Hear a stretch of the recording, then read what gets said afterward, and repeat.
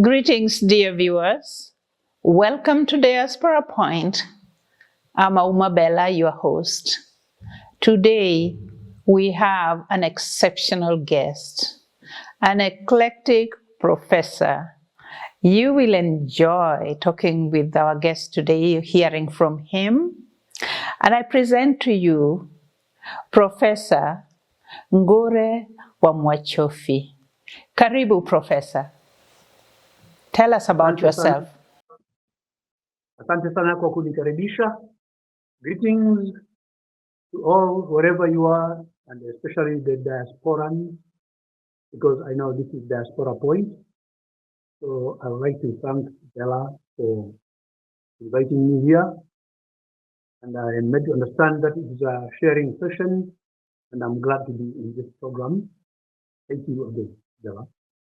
You're welcome. Well, I can begin by introducing myself. As you have heard, my name is Ngure Wamwachofi, originally from the coast, Taita Taveta County, and I have lived in this Kenya going back to before colonialism. I mean, during colonialism, not before colonialism. So I endured the first 10 years of colonialism, and these days, of course, you know that some people compare and say, maybe things were better then. Anyway, 1963, when we gained independence, I was in class 3, and I worked all the way into July of 1981 when I went to the USA. So that is the summary. In the USA, I went to George Mason University in Fairfax, Virginia, on the outskirts of Washington, D.C. 1981 to 85, moved on to Ohio University, did a master's in international relations, which was an eclectic master's. And after that, got into philosophy.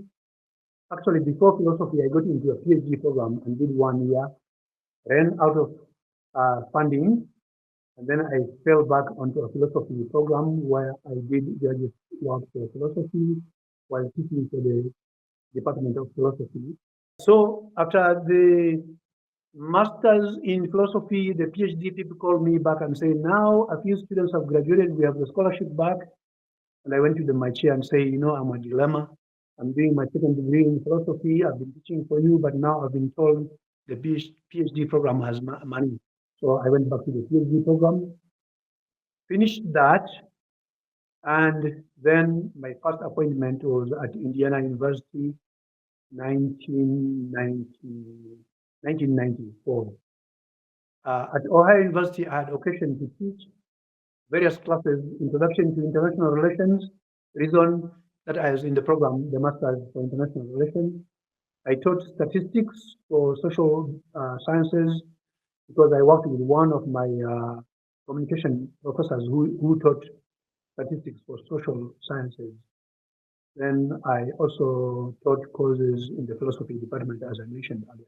I was admitted at Ohio University and George Mason, but chose George Mason so that it would be cheaper as I would live with my brother.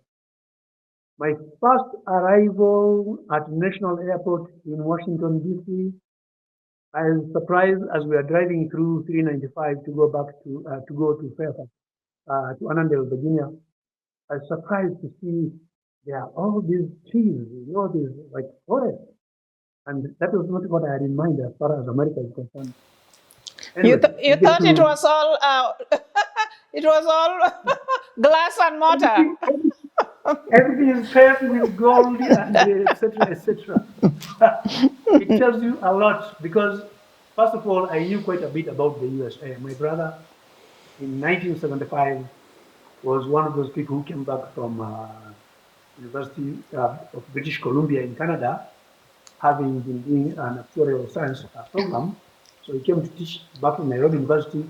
And so I didn't know quite a bit about. So I'm in Washington, D.C. I get to my brother's apartment I should have mentioned this. First, even the idea that the cars are driving on the wrong side. Yes. At times I'm thinking, hey, we are going to crash. And I realize, oh, no, drive on the other side. Yeah. So those are examples of cultural expectations where you already have your system in place and it is being questioned by other things. Yes. Yeah, and then we get in, the light switches, they switch opposite. Uh-huh. The way we switch ours in Kenya, same thing, backward. Yes. Then he tells me, okay, he's showing me the room and tells me, okay, this is the bathroom. Can you now open the tap so you can wash your hands? And I grab that knob and I'm rotating the knob when it's supposed to be a flip knob. And as I'm rotating, there's no water, so he shows me. And so those are some of the basic things initially. And of course, it does get worse with time because now you are dealing with a culture shock of interacting with people. Yeah. In Kenya, you get to know people enough that you introduce yourself today. Maybe you've had a beer together in a bar. Tomorrow you meet, you say hi.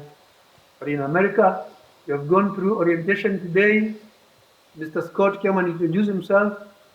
And tomorrow you meet Mr. Scott and you are thinking the Kenyan style, hello, Mr. Scott, how are you? So how are things? And he says, I'm in a hurry. I got a meeting. And you're like, what's wrong with these people? So those are some of the experiences. And you start feeling that loneliness of feeling that even when you crack a joke with a Kenyan cultural context, the Americans don't get it. And you are like, I want to go home. In 3 weeks, I'm ready to go back home.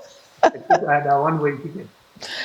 You crack a joke and they look at you blank or surprised, Yeah. or they don't know what you're doing. Yes. And that tells you that jokes are understood in context. Yes, cultural context. And yes. For somebody like me at 27, of course, I assume if you speak English, and you meet an English person, you just get along very well. But later on, of course, the professor of communication, understanding intercultural communication, there are so many nuances one has to be concerned about. Yes, and again, I remember meeting. Another thing that Kenyans mistake, when you go to America, those ones are Americans. They are not English people, they are Americans. Exactly. So what you know about the British does not apply on Americans. Exactly. Yes. Even the terminology, you know, the word refuse for garbage is the British style, and in America it is garbage. And overtaking, when you drive, your overtaking in America is you are passing. And all those terms, they are weird. I remember being stopped by a girl on campus and she asked me, excuse me, do you have time? And I'm like, time for what? I thought she was getting into me. And no, I mean time. Oh, okay. So what she meant is, what is the time? That's how we ask it in Kenya. So those variations, I think they mean quite a bit because every time you are desiring to be accepted, to become part, and every time you realize that you are too much of an outsider. Yeah. I had a friend who got sick, for example, at George Mason University, and I would check on him often enough. In Taita, you know, culturally, you check somebody in the morning and you check them in the evening. Yes. And this guy was like, man, what's wrong? You saw me this morning, you got me again. And I'm like, you mean this is bad? So you can imagine the whole idea of space, and you are in a supermarket, and you need to reach a cabbage there. In Kenya, you just reach there, even if you touch that person, it doesn't matter. Oh, no. And in America, it is excuse me, until somebody has tell me, you know, you have to imagine you are in a bubble. So every time there is your space, your personal space. Yeah. Yeah, those examples. Yeah. And especially the example you just gave of being in a supermarket and reaching out and even brushing on someone, that is a no. You can't do that. I mean, if she's a woman, she could say you molest her. Yes. I worked for 7-Eleven at one time. Yes. And these young girls would come there. Their aim was to distract me so that while I'm talking to one of them, they can steal a candy or something like that. And I was having a hard time in how to control them. And I remember they were imitating my accent when I tell them what they are not supposed to do and they should step out. So when they imitated me, I decided to imitate them back. Do you know, the next day the mother came and asked to see the manager and made the point that I was making a pass at these little girls. Oh my gosh. And you can imagine how horrific that can be if it is I taken know. and accepted as the truth. Yeah. Gosh. So it was quite an experience being in America. And of course, in the course of time, you begin to acquire your confidence as you understand the rules. And now you have the courage to tell them how some things they do in America are not as good and that it could be better done in the African way, for example. Some of them appreciate, and sometimes you have nice philosophical debates about how things work. Yes. Yeah, so those were my experiences initially. Going to the university, again, another cultural shock. So you graduated I'm used to a school. at George Mason, or this is now still at Mason? Yeah. Yeah, at Mason, I did a Bachelor of Science in accounting. Yes. And the rules of how everything works, again, you are new, you have no clue. You go to class, first day, you're given the syllabus, professor starts teaching the same day. And I didn't know that the syllabus was like a contract and I should expect everything to be marked and counting for the final Yes. exam. I was in the Kenyan mindset where you do exams as a test just for trial. And at the end of the term, you take the final exam. That's the only thing that will count. And No, told, no, this is why at this point. Yep, all the And you tests are count. Like, oh, I should have known this. And you know, I had first part of accounting back in Kenya, so I was pretty good. And I remember I got a C in accounting. Oh. Compared to an American girl who got a B, and it was her first time to take the accounting class. Okay. And the reason they learn how to take the exam to pass, not learning to know, but to pass so that you get your degree at the end. Yeah. So to begin to make that adjustment, to understand the different approaches, how Americans teach and what is expected of me was quite a challenge. Yeah. Frankly. And you know, there are some cases where some people don't, to your point, don't learn to know. They get whatever the information they need and they can cram the last few days just to pass the exam. And that's done with. Yes. Yeah. So George Mason was an eye-opener. The good thing about George Mason is that I was in the Washington, D.C. area, and you are thinking of Maryland, Virginia, and you meet a lot of people from all over. Yes. And I remember students from South Africa arriving at George Mason, and I was showing them around, helping them to get oriented. Good. I had on-campus jobs like taking care of the parking fee for people who didn't have the parking sticker. Yes. And then I was assigned to take care of the basketball players. They had a special study session, and that gave me some money. Good. And the culture shock, I think, is to realize how parochial Americans are, that the only thing they know is America. And I had an argument with a guy who's telling me, no, Egypt is not in Africa. So I said, okay, let's walk to the library. And we walked to the library. We asked for the atlas, and look, where's Egypt? And is this not the continent of Africa? And he goes, man, I'm not a geography major. So you get off. How can this man not know this? But of course, later on, I realized this is the story of a country where you have 50 states. If you ask a typical American in Virginia, can you show me Ohio, the state of Ohio on the map? Yeah. They'll probably tell you they have no clue and they have no apologies for it. Absolutely. So now to start dealing with, to your point, yeah. Americans are oriented to be very provincial. If you are in Maryland, at least DMV, District of Columbia, Maryland and Virginia, they share news. But most states, the local news is just the local news. If it is a certain city in Ohio, it's just about Ohio. Or let's use another state, it's just about that state, and especially that particular city. they don't go into national news too much or into international news. It's just like never. So yeah, you're right, to your point. Yeah. If they don't understand their own place, you can imagine how about Africa. Where are you from? I'm from Kenya. Oh, really? As a matter of fact, I have a brother in Bahamas. In fact, he's going there tomorrow. And he thinks Bahamas and Kenya are close to each other. That's when I'm walking at 7-Eleven. I get comments like that. And I tell somebody I'm from Kenya. He says, is that in Nigeria? Yes, that's familiar. Kenya in Nigeria? Yeah. People, So I those will are say I'm some from Kenya, issues. and somebody will say, "Oh, that's Jamaica, right?" And I've just said Kenya. Yeah. Yes. Mm-hmm. One time I represented George Mason University at the American Association of College Presidents, and they had a meeting in DuPont Circle in Washington, D.C. So George Mason was asked to send some foreign students to go and express themselves. And so I had occasion to address these university presidents. And their main concern was, what do you think is wrong with American education? And I tell them, it is so parochial, students don't understand anything outside of America. And I, as a Kenyan, I realized that when I was in class 4, class 5, we are learning about the prairies, the Ohio River, and the many things about America. Colorado, all those rocks and yes, rivers. Yes. Yes. So it's like the relationship of, we don't need to know them, they need to know us. Yeah.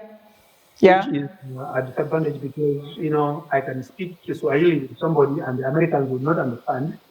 But if the Americans are talking in American English, I'll still understand. Yeah. So my sense is that people who understand more than one language are always at an advantage. When you said this at this conference at DuPont Circle, what was the reaction? Yes. Oh, they are very impressed. I think the idea was they were having a meeting to figure out how should they influence the change in the curriculum so that American university education can begin to encounter more. How can they take advantage of the international students that are around? Yes. And in fact, when I went to Ohio University, this program had become bigger because the Center for International Studies was running programs on Latin American studies, African studies, Southeast Asian studies, and you have American students getting an opportunity to learn more. And as a graduate student, I was given an opportunity to work as a graduate assistant. And what I did was to produce a small booklet that I created, because what we used to do was to have student volunteers who can go to the local schools, primary, high school, go and talk to them about Kenya, and next time I schedule somebody for Nigeria, and so on and so on. And I came up with a notebook or a book that would help people to know what to expect when they go to see these kids. And so it was a book. Yeah. And I must say also, apart from talking about how parochial American seemed, I think it is fair to say that I personally learned a lot about Kenya. It's the irony of learning more about the country that was your home, because now you are in another place which gives you alternative templates, and you are figuring, oh, in Kenya we don't do this. Yeah, yeah. For example, high school kids working, high school in America is from 7 in the morning until 2:30 or so, or 1:45. And from that time, high schoolers are working in stores, pushing carts at the Walmart. Yes. And I thought this was a good thing about young people learning to be industrious very early. Yes. As opposed to our style here, where you have somebody who has a degree, still living with a parent. Yeah. And all the way he has a job. And when he says he has found an apartment, it is like, what is wrong with our home?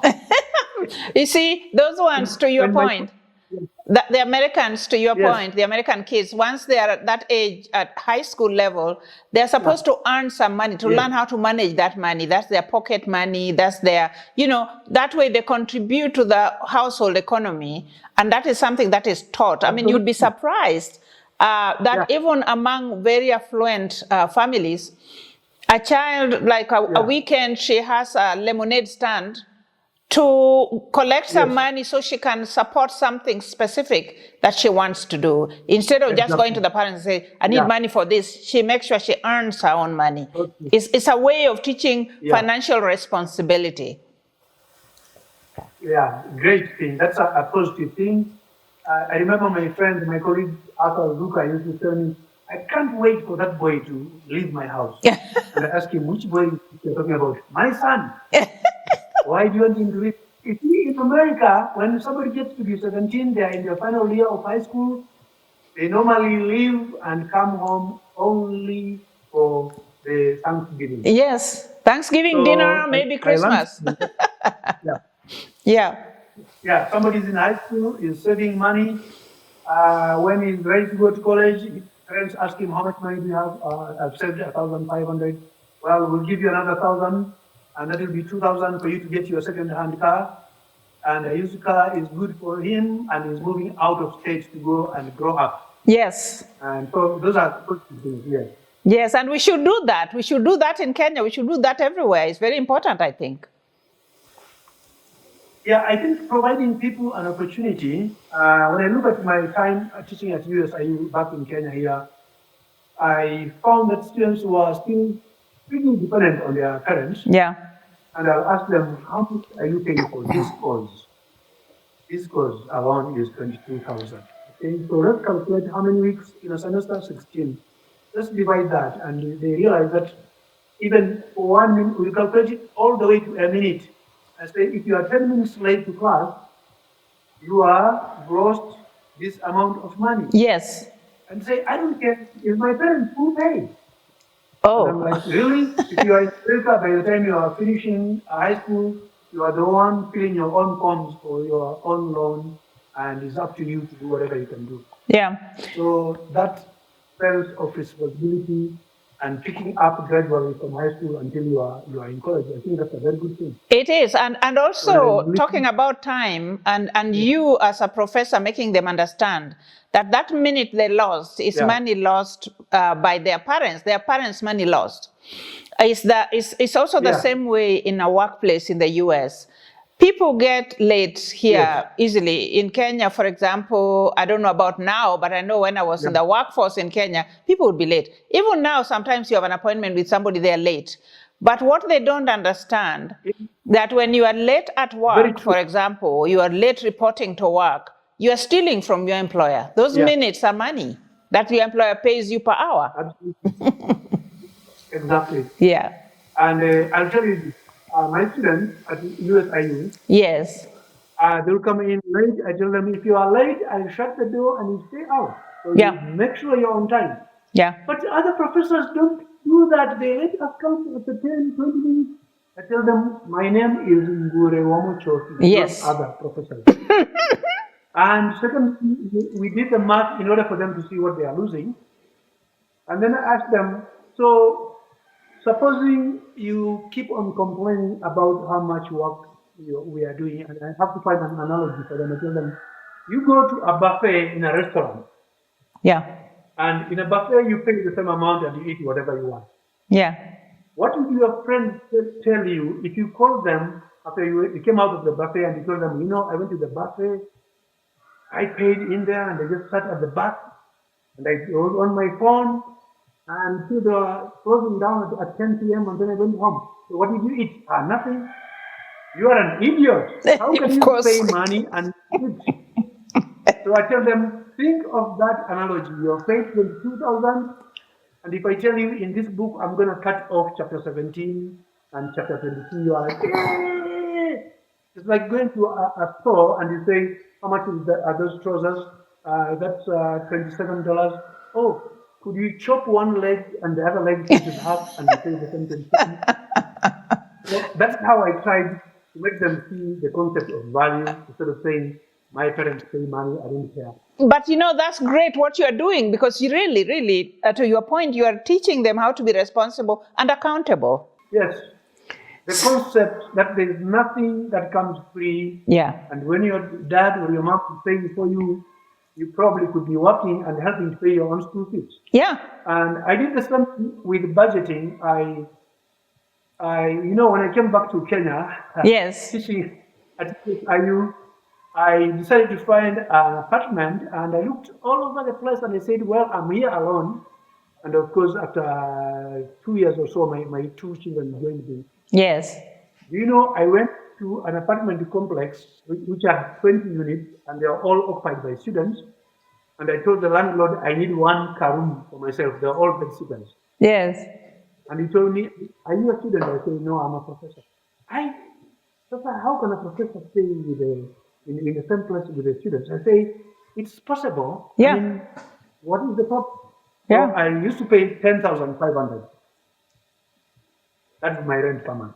Good. And my colleagues were paying 65,000, 75,000, or even more. But that's money down the drain. You see, I'm thinking. Yeah, one time. I'm thinking, you are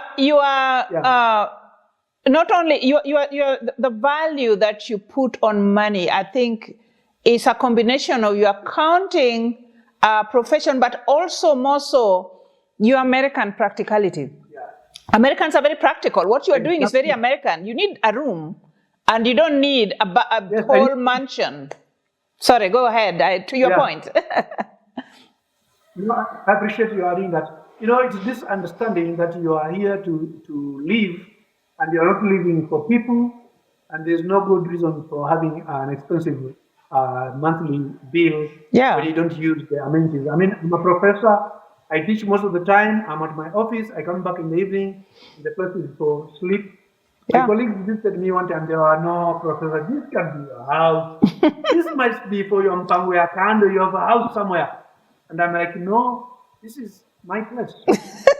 And do you know, if you compare 65 to the 10 I was paying, I was saving around 55,000 per month, which is $500,000 in 10 months. Yes.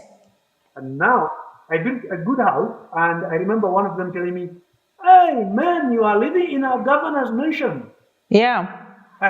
And the house was given all kinds of names. I say, remember how much money I tried to save? Yes. So it is this idea of cut your coat according to your clothes. Yes. And living according to what is practical. And I think I taught a lot of things to my students, because there are some of them who they were paying, my students, some of them from very well-to-do families who are paying around 35,000 per month, or even more. Wow. Rent. Some would have even a 2-bedroom. And they are one student. Yes. So what I used to do, regardless of what course I'm teaching, I would make sure my students actually do a whole period of talking about budgeting. And when I'm done, they say, I wish I'd done this at the beginning of the semester. Yes. Because I do the same math, 10,000 versus 30,000. And there are other students who live in Mabati houses for 3,500. Yeah. And I tell them, this is the measure. At night, the darkness is the same. Yeah. And the quality of the sleep depends on your mattress. Yes. And if you are in a one room, there's only one door and one window, and you don't have to worry too much about the noise in the other room. In a nice place, it has got bathroom and a kitchen area. And practically speaking, it really helped me save money, and I never felt shameful about living in the place I did. In fact, I learned a lot more, because now I got to know students, and I will advise them on different things. And the landlord began to appreciate my presence there, because I would tell him what is going on and what needs to be done as far as smokers and noise at night. And he didn't want that. So he said, since you have been here, there's been a very good change. But Professor, my experience of to that point you're making, the point of economizing and being practical, cutting your coat according to your cloth, is so important, because I think this can segue to one of the biggest problems we have in this country, which is corruption. People don't earn enough, but they want to live like princes and princesses out of the little that they earn. Yes. But if they realize that what they earn is just fine and it's just enough, and you don't want to be like the next door thief or the next door, bribe taker, then we would be all very comfortable. I would like you, at this point, if you don't mind, to segue into that relationship between being practical and if we can, as a culture, take on this idea of being practical, we may We may eliminate corruption, because I heard you talk about corruption somewhere else very eloquently, and I would like to hear that.